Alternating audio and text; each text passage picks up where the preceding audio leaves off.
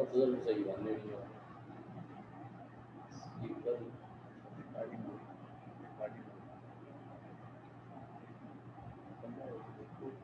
पूरा बारिश मानी तो मैं था पे गल रहा छोटी छोटी और सुनना तो जब समझ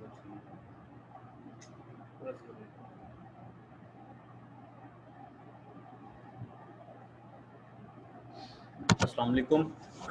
स्टूडेंट्स, आज हम लोग लेक्चर नंबर 13 को डिस्कस करते हैं और लेक्चर नंबर जो 13 है आज हमारा वो बेसिकली है about heat capacities of an ideal gas कि आइडियल गैस क्या होती है और आइडियल गैस की जो हीट कैपेसिटी है उसको आप लोग कैसे डिस्कस कर सकते हैं। स्टूडेंट्स, हम लोगों ने पहले इससे आइडियल गैस के बारे में पढ़ा हुआ है कि अगर हमारे पास कोई भी ऐसी गैस प्रेजेंट है जिसके ऊपर आप लोग आइडियल कंडीशन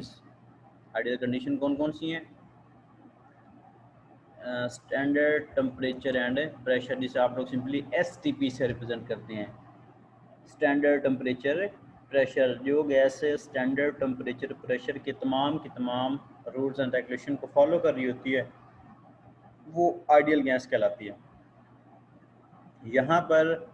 हम लोग आइडियल गैस के अंदर ही हीट कैपेसिटीज़ की बात करेंगे कि आइडियल गैस हीट कैपेसिटीज़ को कैसे डील कर रही होती है, क्या आम गैसेस से जो नॉर्मल गैसेस हैं उनसे आइडियल गैस में कोई डिफरेंट प्रॉपर्टीज़ होंगी। तो सारा कुछ हम लोग यहाँ पर डिटेल में डिस्कस करेंगे। इससे पहले हम लोगों ने मोलर स्पेसिफिक हीट के बारे में डिस्कस किया था कि मोलर स्पेसिफिक हीट क्या होती है, और अगर हम लोग किसी सिस्टम को हीट प्रोवाइड करते हैं तो सिस्टम को हीट प्रोवाइड करने की वजह से उस सिस्टम में कौन कौन सी चेंजिंग्स जो हैं वो आ रही होती हैं। तो ये सारा कुछ हम लोगों ने पहले डिस्कस किया था। अब सबसे पहले वो कहता है कि अगर हम लोग डिस्कस करते हैं, आप लोगों ने इससे पहले सुना भी होगा कि स्टैंडर्ड टेम्परेचर प्रेशर पे हम लोग कांस्टेंट वॉल्यूम की बात करते हैं, कांस्टेंट प्रेशर की बात करते हैं, और कांस्टेंट वॉल्यूम और कांस्टेंट प्रेशर जो है वो दो अलग अलग कंडीशन आप लोग बॉयल्स लॉ में भी पहले डिस्कस कर चुके हैं कि कांस्टेंट वॉल्यूम पे इस तरह आप लोग इसको डील करेंगे, कांस्टेंट प्रेशर पे आप लोग इसको इस तरह डील करेंगे। तो सेम एज वो कहता है कि अगर हमारे पास एक आइडियल गैस मौजूद हो तो आइडियल गैस को डिस्क्राइब करने के लिए, इसको एक्सप्लेन करने के लिए सबसे पहले हम लोग यहाँ पर एक छोटा सा प्रैक्टिकल परफॉर्म करते हैं। वो कहते हैं कि आप लोग सिंपली क्या करें कि आप लोग 2 वेसल्स लें। वेसल्स आप लोग ये कह सकते हैं कि 2 बॉक्सेस आप लोग सिंपली कह सकते हैं कि आप लोगों ने 2 बॉक्सेस ले लेने हैं। एक बॉक्स में एक बॉक्स को आप लोग A का नाम दे लें, जबकि दूसरे को आप लोग B का नाम दे लें, और दोनों में आप लोग गैस को फिलअप कर दें।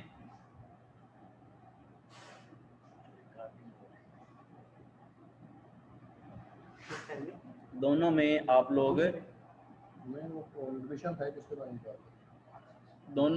लोग गैसेस को फिलअप कर लें, A वेसल में भी और B वेसल में भी। और हमारे पास दोनों वेसल्स में जो कंटेनर में जो गैसेस मौजूद हैं वो 1 मोल और 1 mole of an ideal gas की हम लोग बात कर रहे हैं at standard temperature pressure and volume की। अब दोनों गैसेस में हम लोगों ने स्टैंडर्ड टेम्परेचर प्रेशर ही डील करना है क्योंकि हम लोगों ने दोनों वेसल्स में आइडियल गैस को ही पुटअप किया हुआ है। अब देखें स्टार्टिंग में क्या होता है कि जब आप लोग उसको कोई टेम्परेचर प्रोवाइड नहीं करते तो उसका इनिशियल वॉल्यूम होगा V1, और टेम्परेचर प्रोवाइड करने के बाद उसका जो सेकंड वॉल्यूम होगा वो क्या होगा, V2 होगा। लेकिन जैसे जैसे आप लोग उसका टेम्परेचर चेंज कर रहे होंगे, इनिशियल टेम्परेचर होगा T1। अब देखिए अगर हम लोग बात करते हैं स्टैंडर्ड टेम्परेचर और प्रेशर की, तो आप लोग उसको ये नहीं है कि पहले हीट उसको आप लोग दे रहे हैं, मतलब सपोज 20 डिग्री सेंटीग्रेड, बाद में आप लोग एकदम उसको 200 कर देंगे। तो हम लोग वेरी माइनर या माइन्यूट चेंजिंग की बात करते हैं कि वेरी स्मॉल चेंज उसके अंदर हम लोग डिस्कस कर रहे होते हैं। तो सबसे पहले हम लोगों ने वेसल लिए, वेसल में गैस को पुटअप किया है, उसके ऊपर स्टैंडर्ड टेम्परेचर प्रेशर अप्लाई कर दिया 1 मोल ऑफ गैस के लिए, और आप लोग उसके टेम्परेचर को माइनर से इंक्रीज करेंगे। और माइनर से इंक्रीज को आप लोग किससे रिप्रेजेंट करते हैं, T+dt से, कि हम लोगों ने इनिशियल टेम्परेचर उस गैस का T था दोनों वेसल्स के अंदर, लेकिन हम लोगों ने जब उसमें हीट की एडिशन किया तो एडिशन ऑफ हीट के बाद उसका जो टेम्परेचर है वो T+dt हो जाएगा। ऑब्वियसली बात है पहले से थोड़ा सा इंक्रीज हो गया है। अब वो कहता है कि आप लोग क्या करें, आप लोग उन वेसल्स को जिसमें हम लोगों ने गैस को फिलअप किया था उसके ऊपर जो पिस्टन होगा उस पिस्टन को पुशअप कर दें। अब सॉरी उस पिस्टन को उसके ऊपर फिक्स कर दें। अब स्टार्टिंग में उसका इनिशियल लेवल V1 होगा, लेकिन जब आप लोग उसको हीट अप करेंगे इनिशियल हीट की वजह से उसकी काइनेटिक एनर्जी बढ़ेगी, तो ऑटोमेटिकली वो पिस्टन जो पहले एक V1 पॉइंट पे था वो मूव करता हुआ V2 पॉइंट पे चला जाएगा। इसका क्या मतलब है, ये बेसिकली बॉयल्स लॉ के मुताबिक ही होगा, जिसको आप लोग क्या कहते हैं P1 V1 initial pressure initial volume का जो प्रोडक्ट है वो ऑलवेज इक्वल टू P2 एंड V2 final volume and final pressure के प्रोडक्ट के इक्वल होता है। This is according to the Boyle's law.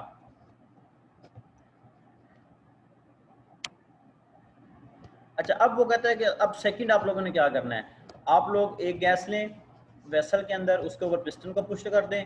Piston को पुट अप कर दें, जबकि दूसरे वेसल में आप लोग क्या करें, पिस्टन को हटा दें। पहली दफ़ा तो हम लोग ने दोनों को लिया। अब वो कहता है कि एक वेसल में आप लोग पिस्टन को रख लें और उस पिस्टन को फिक्स कर दें, जबकि दूसरे में पिस्टन को बिल्कुल फ्री रखें। जिसमें पिस्टन को फिक्स रखेंगे वहाँ पर फिक्स रखने का मतलब ये होगा कि वहाँ पर जो एक्सटर्नल प्रेशर है वो कांस्टेंट है, और जहाँ पर पिस्टन फ्री होगा, अगर टेम्परेचर बढ़ाएंगे तो ऑटोमेटिकली टेम्परेचर के बढ़ने की वजह से पिस्टन क्या करेगा, अपवर्ड मूव करने की कोशिश करेगा। तो वहाँ पर आप लोग देखेंगे कि अगर प्रेशर कांस्टेंट होता है तो वॉल्यूम में कोई चेंजिंग नहीं आती, लेकिन अगर हम लोग टेम्परेचर इंक्रीज कर रहे हैं और हमारे पास प्रेशर कांस्टेंट नहीं है, तो ऑटोमेटिकली टेम्परेचर के इंक्रीज करने से जो आइडियल गैस है उसके अंदर जो पार्टिकल्स हैं उनकी काइनेटिक एनर्जी इंक्रीज करेगी, और काइनेटिक एनर्जी इंक्रीज करने से ऑटोमेटिकली उन वेसल्स के जो ऊपर पिस्टन है वो क्या करेगा, अपवर्ड मूव करना शुरू कर देगा। तो अगर हम लोग कांस्टेंट प्रेशर की बात करते हैं तो उसमें कोई चेंजिंग नहीं आएगी, लेकिन अगर हम लोग कांस्टेंट वॉल्यूम की बात करते हैं तो उस दौरान क्या होगा, कांस्टेंट वॉल्यूम पे क्या होगा, कांस्टेंट वॉल्यूम पे जो भी हीट आप लोग सिस्टम को प्रोवाइड करेंगे वो सिस्टम अपने अंदर ऑब्जॉर्व करके उसको आप लोगों को आउटपुट में प्रोवाइड कर रहा होगा, लेकिन उसके वॉल्यूम में किसी तरह की कोई चेंजिंग नहीं आ रही होगी। तो सिंपली हम लोग ये कह सकते हैं कि जो भी हीट आप लोग सिस्टम को प्रोवाइड करेंगे वो बेसिकली हमारे पास फर्स्ट लॉ ऑफ थर्मोडायनेमिक्स के मुताबिक क्या होती है, ये D at any instant is equal to D Q minus W के वर्क डन को टोटल हीट में से माइनस कर देंगे तो वो आप लोगों के पास वॉल्यूम कांस्टेंट वॉल्यूम के फॉर्म में आउटपुट जो है वो आ रही होगी। और we represent the fact that the heat is exchange at constant volume, और अगर हीट कांस्टेंट वॉल्यूम पे एक्सचेंज हो रही है तो उसको हम लोग क्या लिखते हैं कि ओबियसली बात है वॉल्यूम है, तो इसका मतलब है कि कोई वर्क डन नहीं होगा, तो जो भी आप लोग हीट प्रोवाइड करेंगे वो सिस्टम की हीट कैपेसिटी और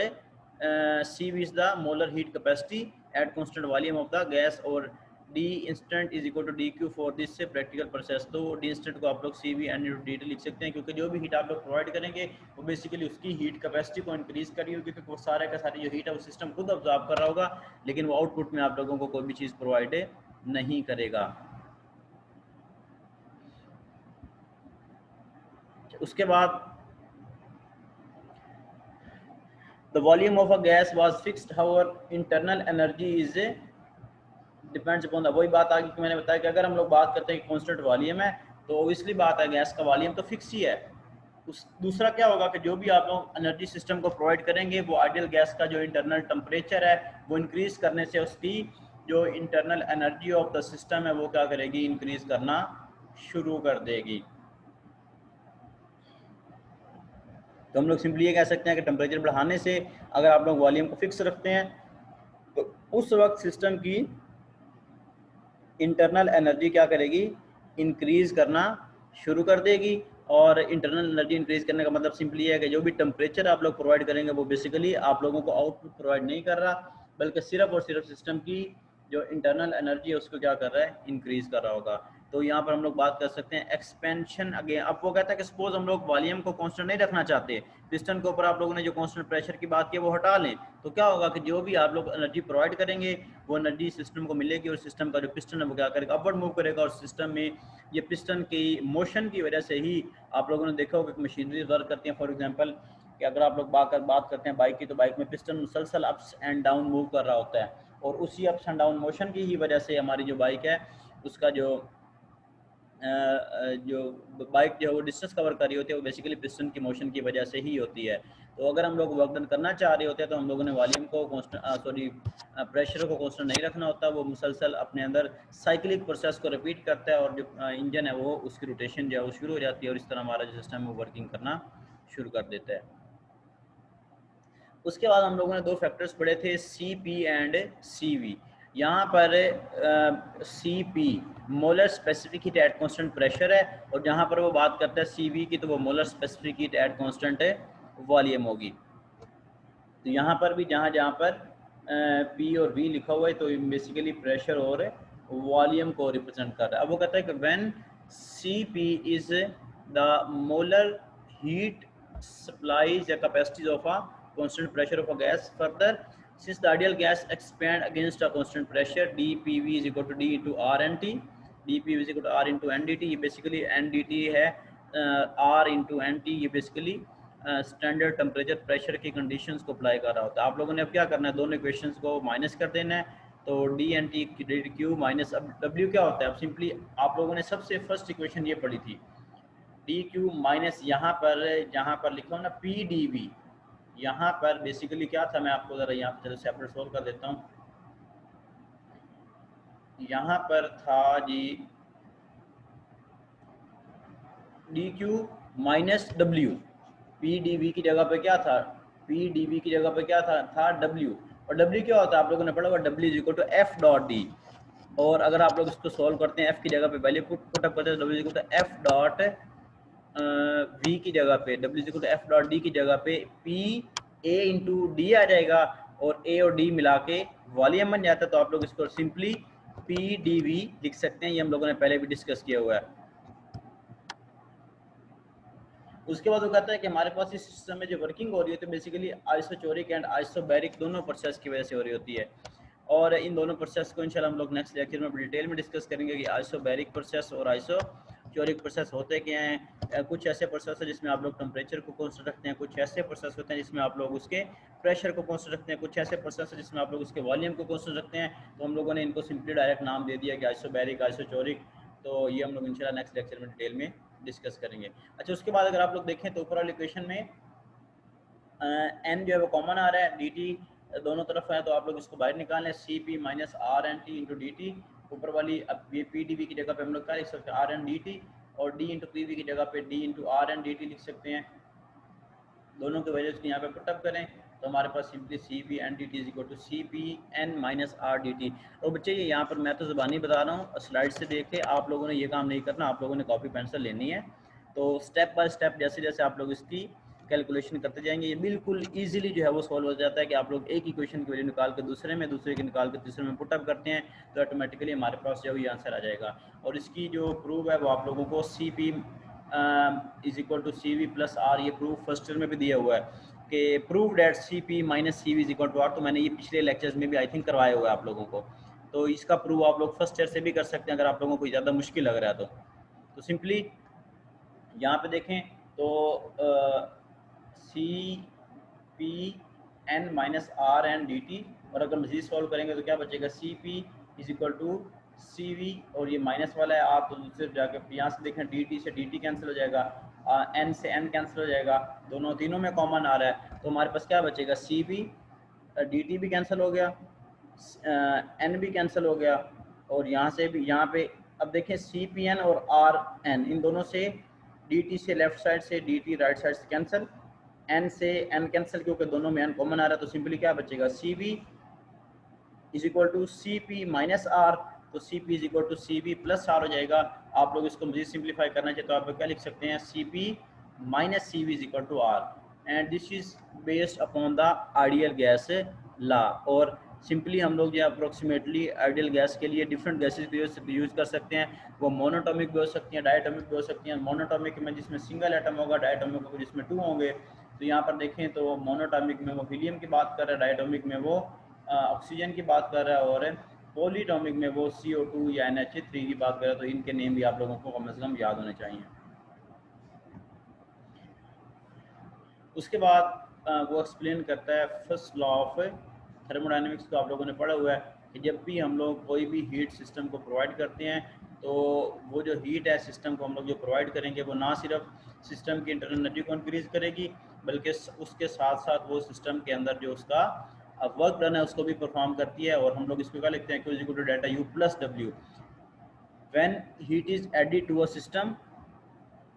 here is an increase in the internal energy, कि जब भी आप लोग सिस्टम को हीट प्रोवाइड करेंगे तो उस सिस्टम की इंटरनल एनर्जी में चेंजिंग आएगी और चेंजिंग क्या आएगी कि जब आप लोग हीट प्रोवाइड करते हैं तो सिस्टम की इंटरनल एनर्जी इंक्रीज़ करना शुरू कर देती है। और सिस्टम की इंटरनल एनर्जी इंक्रीज़ करने का मतलब ये है कि पिस्टन जो अपवर्ड मूव करेगा और पिस्टन की अपवर्ड मोशन आप लोगों को कोई ना कोई वर्क डन प्रोवाइड करती है। लेकिन इस सूरत में भी क्या है, अब वो कहता है कि हम लोग जो सिस्टम को हीट प्रोवाइड करते हैं उस हीट को हम लोग यहाँ पर क्यू से रिप्रेजेंट कर रहे हैं, और जिस सिस्टम की एनर्जी में चेंजिंग आ रही है वो यहाँ पर एनर्जी को U1 एंड U2, यहाँ पर 1 और 2 को आप लोगों ने नीचे लिखना है। ये यहाँ पर तो जाहिर लग रहा है कि मल्टीप्लाई है, लेकिन आप लोगों ने इसको यहाँ पर मल्टीप्लाई नहीं करना, ये बेसिकली उसके नीचे लिखना है U1 and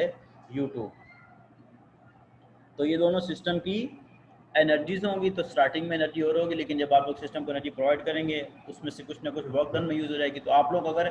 first law of thermodynamics को डायरेक्ट इक्वेशन की फॉर्म में लिखें तो आप लोग क्या लिख सकते हैं, Q equal to delta U plus W। यहाँ से आप लोग इसको डिफाइन कर लें कि जो भी मैं हीट सिस्टम को प्रोवाइड कर रहा हूँ, जो मैंने लेफ्ट साइड पर लिखे हो Q, वो हमेशा इक्वल होगी किस चीज़ के, उस सिस्टम की इंटरनल एनर्जी में, चेंज इन इंटरनल एनर्जी में, और प्लस से वर्क डन में, कि जो भी मैं सिस्टम को हीट प्रोवाइड करता हूँ वो सिस्टम की जो हीट है वो उसकी इंटरनल एनर्जी को इंक्रीज करती है, और प्लस जो आप लोग वर्क डन प्रोवाइड करते हैं, वर्क डन करते हैं, वो उस चीज़ में क्या हो रही है, यूज़ हो रही होती है।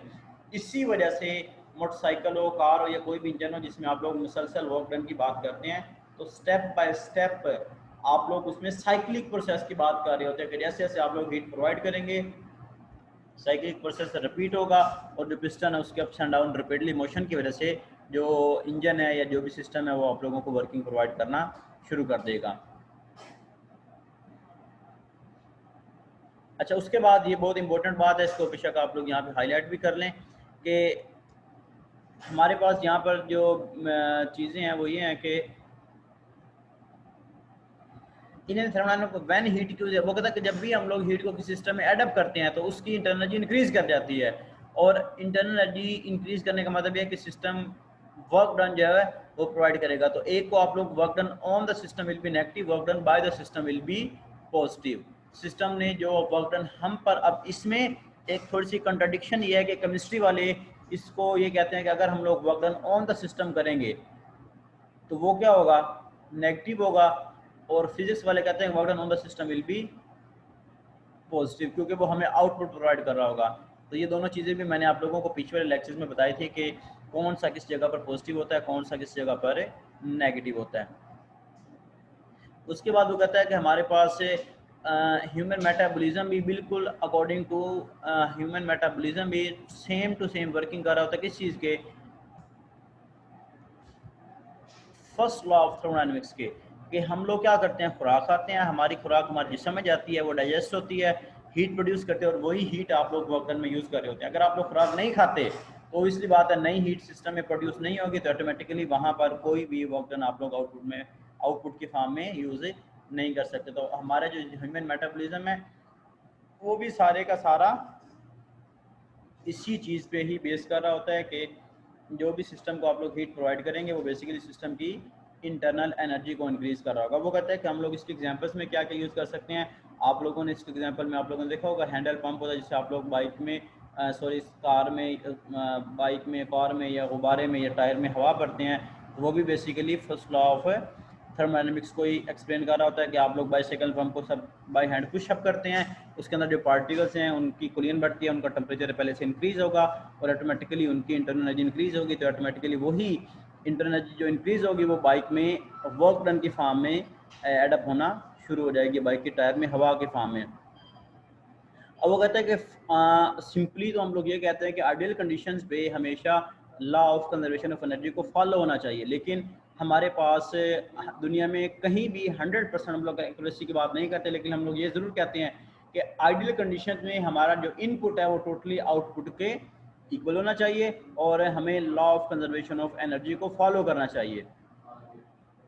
और सिंपली तो ये है कि हम लोग जो भी हम लोग खुराक खाते हैं वो 100% जो है वो हमें आउटपुट प्रोवाइड करती है, लेकिन आप लोगों ने देखा होगा खुराक का बहुत सारा हिस्सा जो वेस्टेज की फॉर्म में वेस्ट हो जाता है। इसी तरह जो इंजन हैं गाड़ियों के, बाइक्स के, उनमें भी हमारे फ्यूल का बहुत सारा हिस्सा जो है वो वेस्ट हो जाता है, हीट की फॉर्म में, साउंड की फॉर्म में, और उसके बाद ये जो धुआं की फॉर्म में वो वेस्ट हो रहा होता है। तो हमारे पास से हम लोग कभी भी law of conservation of energy को 100% एक्यूरेट तो नहीं कर सकते, लेकिन हम लोग कोशिश जरूर कर सकते हैं। अब देखें ना, एक बच्चे की सोच है कि मैंने काम ही 90% करना है, तो सारी बात 100% तो नंबर नहीं आएंगे, लेकिन हम लोग सोचते तो यही है कि हम लोगों ने 100% को अप्रोच करना है। लेकिन वो कहता है अकॉर्डिंग टू कैलन स्टेटमेंट कि ये इम्पॉसिबल है कि हम लोग एक ऐसा सिस्टम बनाएं जो 100% हमारी जो तमाम की तमाम रिक्वायरमेंट है उनको क्या कर रहा हो, फिलअप कर रहा हो। तो ये हमारे पास क्या according to first law of thermodynamics होगा।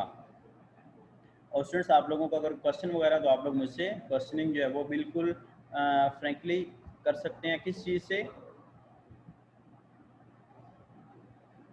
व्हाट्सएप ग्रुप के अंदर।